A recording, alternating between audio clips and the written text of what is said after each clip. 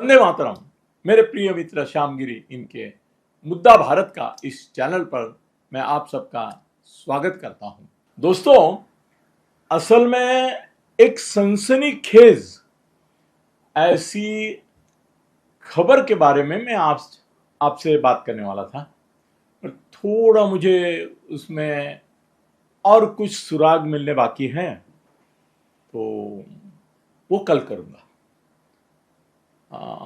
थोड़ा क्लू दूँ आपको, ट्रेलर नहीं बोलूँगा, क्लू क्लू क्लू खाली आपको थोड़ा सा सूचना करता हूँ कि कहाँ किस ओर मेरा इशारा है।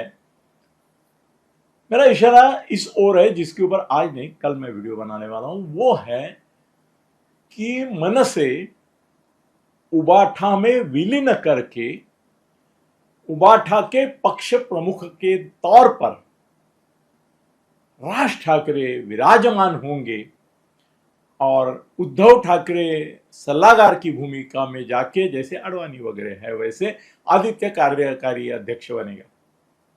इसके ऊपर कुछ प्रकाश तो मैं कल डालूंगा और प्रतीक्षा कीजिए उस सनसनीखेज खबर की। मगर आज मेरे चर्चा का विषय है कि छगन भुजबल जो भी संजय राउत की तरह बेकाबू, बेलगाम, बेफाम, बिंदास्त, बेधड़क इस प्रकार के स्टेटमेंट्स करने में माहिर है और अपने निजी हित संबंधों के लिए, स्वार्थ के लिए वो कभी भी पार्टी के नेतृत्व के सामने झुक भी जाते हैं, शरण में जाते हैं, पांव भी छूते हैं। मेरा विट्ठल करके उन्होंने शरद पवार के लिए कितना रोना धोना किया वो भी हम सब ने देखा है। और उसी शरद पवार जी को लात मार के, उनका ये करके, अपमान करके वो कैसे बाहर निकल के सत्ता के लिए अजीत दादा के पास आए। फिर वहां सत्ता नहीं मिली तो अजीत दादा के खिलाफ बोलना शुरू किया। लग बाय चांस मुंडे गए, एक जगह खाली हो गई और वहां पे वो ओबीसी नेता इसी एक क्वालिफिकेशन पे बैठ गए। तो भुजबल भी कोई जिम्मेदार ये नहीं है, वो भी अनाप शनाप स्टेटमेंट करते हैं। कभी कभी तो लगता है कि आजकल महाराष्ट्र में चार लोगों के बीच ये स्पर्धा चल रही है अनाप शनाप स्टेटमेंट करने की। एक है भुजबल, दूसरे मनोज जरांगे और तीसरे है हमारे प्रिय मित्र संजय राउत और चौथे है सकपाल जो कांग्रेस के अध्यक्ष है महाराष्ट्र के।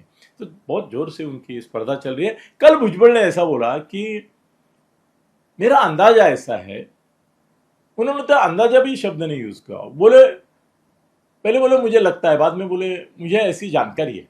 कौन बोले? भुजबल बोले कि जल्द ही उद्धव ठाकरे संजय राउत के, उसने एक मराठी में शब्द है 2 वर्ड का, 2 अक्षरों का, वो यूज किया।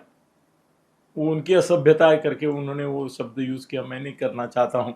एक सभ्यता की मर्यादा के अंदर मैं 2 फूली डालता हूँ और पर उसके ऊपर ऐसा बोलते हैं लात मार के निकाल देंगे, ऐसे बोले। कौन? भुजबल। किसके बारे में?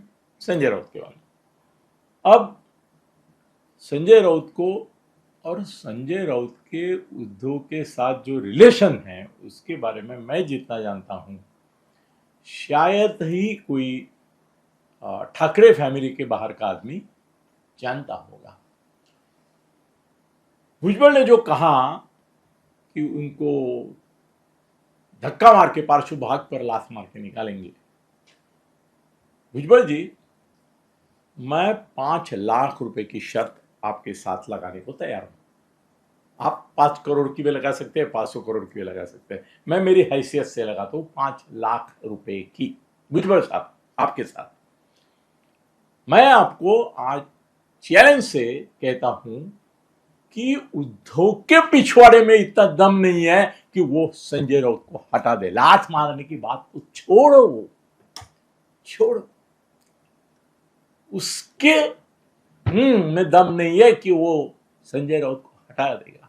लात मार के दूर की बात है, नहीं, बिल्कुल नहीं। क्योंकि उद्धव ये जानता है और पक्का स्वार्थी, स्वकेंद्रित आदमी है वो। अपना हित किसमें है, अपना हित संबंध किसमें है, अपना फायदा किसमें है, इसकी ही वो सोचता है। और अपने भले के लिए उसको मालूम है कि मैं संजय राउत का बुरा नहीं कर सकता, नहीं करना है और नहीं करेगा। संजय राउत ही आज शिवसेना का एकमेवा द्वितीय असली चेहरा है, उद्धव नहीं है।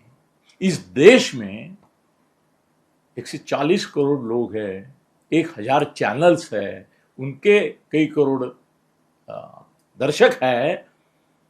आप अगर शिवसेना की बात महाराष्ट्र के बाहर करते हैं कहीं भी, वो बाला साहब ठाकरे का बेटा है। खत्म बाला साहब ठाकरे का बेटा। इसके परे उद्धव के बारे में भारत में किसी को कोई जानकारी नहीं है। और आदित्य को उसका बेटा सीमित, सुप्रिया सुळे शरद पवार की बेटी, उसके परे कुछ नहीं।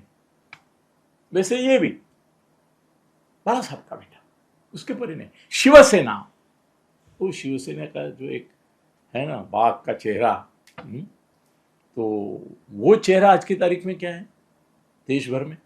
वो है संजय राउत।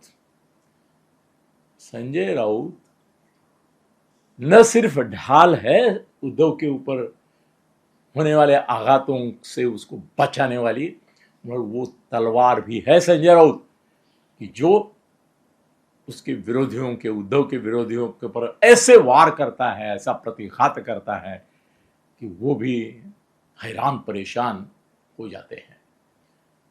राज नहीं, इसका वो अपने संजय का मुकाबला करने वाला पूरे देश में कोई प्रवक्ता बोलूंगा मैं, नेता बहुत है, वक्ता बहुत है, प्रवक्ता नहीं है आज की तारीख में।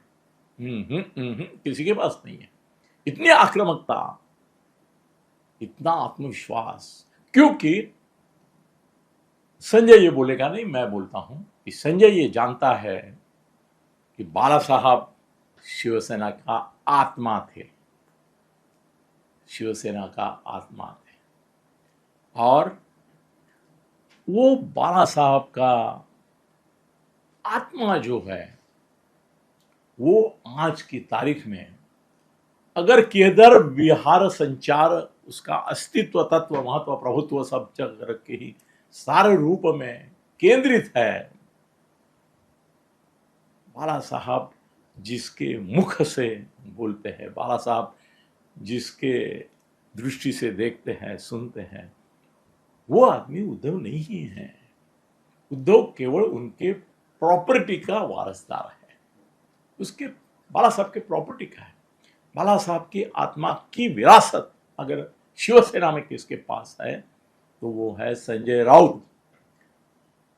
संजय राउत को आप बाजू में करके देखिए, शिवसेना 2 दिन में कौन सी शिवसेना, हाँ वो थी जो आज वर्तमान काल में, वर्तमान में शिवसेना का अस्तित्व है जो भी है, वो सिर्फ और सिर्फ संजय राउत की वजह से, संजय राउत के रूप में है, संजय राउत के बोलने में है, करने में है। उसने तो उद्धव को मुख्यमंत्री बनाया, वो तो किंग मेकर भाई। शरद पवार को आप बोलते हैं, मगर शरद पवार, सोनिया गांधी, राहुल गांधी, ये सबको एक साथ लाके महाआघाड़ी बनाने वाला कौन था?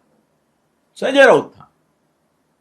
आज भी अगर किसी के ऊपर शिवसेना डिपेंड करती है अपने भवितव्य के लिए, तो वो आदित्य नहीं है, वो उद्धव नहीं है, वो संजय राउत है।